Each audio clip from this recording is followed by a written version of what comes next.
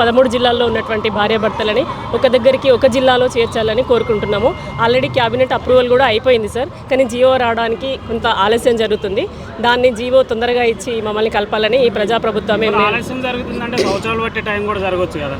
అందుకే కొంచెం తొందరగా చేయాలని చెప్పేసి మేము కోరడానికి ఇక్కడికి వచ్చినాం సార్. ఇప్పటికే 3 years నుండి 317 జీవోలో ఒక భాగం సార్ ఇది స్పౌజ్ అనేది. ఇప్పటికే 3 years నుంచి ఇబ్బంది పడుతున్నాము. అయితే ఇది అప్రూవల్ అయ్యి కూడా 1 month అయిపోయింది, క్యాబినెట్ అప్రూవల్ కూడా అయిపోయింది. దీన్ని జీవో తీసుకొచ్చి అమలు చేయాలని చెప్పేసి కోరడానికి ఇక్కడ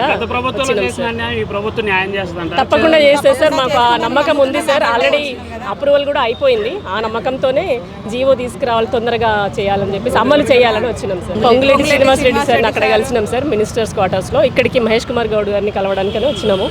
సార్ కూడా చాలా మాకు టైం ఇచ్చి చాలా పాజిటివ్గా స్పందించింది సార్.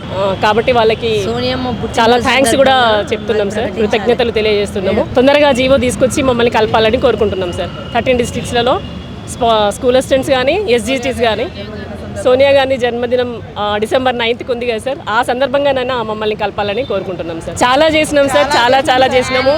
చాలాసార్లు అరెస్ట్ కూడా అయినాము, చాలా చేసినాం సార్. కానీ ఈ ప్రభుత్వం మాకు పాజిటివ్గా స్పందించింది సార్. ఆల్రెడీ క్యాబినెట్ అప్రూవల్ కూడా అయిపోయింది, కాకపోతే అమలుకి కొంచెం టైం తీసుకుంటుంది. అదే తొందరగా చేయాలని అడగడానికి వచ్చినాం సార్. అంటే ఒక్కొక్క డిస్టిక్లో ఒకళ్ళు ఉన్నాం సార్, 13 districtsలోనే ఆపింది. 13 districtల వాళ్ళము వచ్చినాం సార్, అందరం వచ్చినాం దాదాపుగా. రకరకాలుగా గ్రూప్స్ వచ్చిన వాళ్ళందరము టీమ్స్ అయ్యి అందరినీ అన్ని ఎట్ ఏ టైము అన్ని దిక్కులు కలవాలి అని చెప్పేసి వచ్చినాం అన్నట్టు.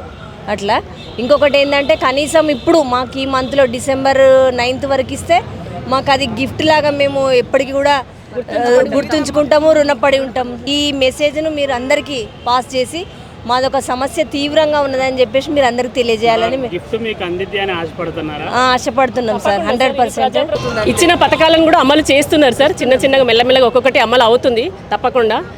పోయిన ప్రభుత్వానికి ఈ ప్రభుత్వానికి చాలా తేడా ఉంది సార్, అదైతే మేము గమనించినాము.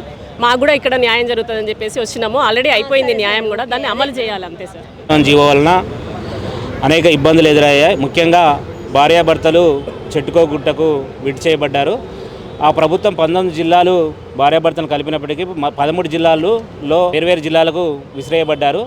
ఈ ప్రజాప్రభుత్వం వచ్చిన తర్వాత 13 జిల్లాల భార్యాభర్తల బాధలు విని మా మొర ఆలకించి కమిటీ వేసి మెడికల్ మరియు స్పోర్ట్స్ గ్రౌండ్స్లో అవకాశం కల్పిస్తామని క్యాబినెట్లో నిర్ణయం తీసుకోవడం జరిగింది.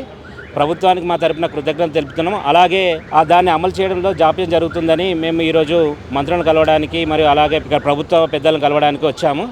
కాబట్టి మా మొర ఆలకించి జీవో ఇచ్చి మా భార్యాభర్తలను ఒకే జిల్లాకు కోరుకున్న జిల్లాకు చేర్చగలరని మేము సవినయంగా ప్రార్థిస్తున్నాం.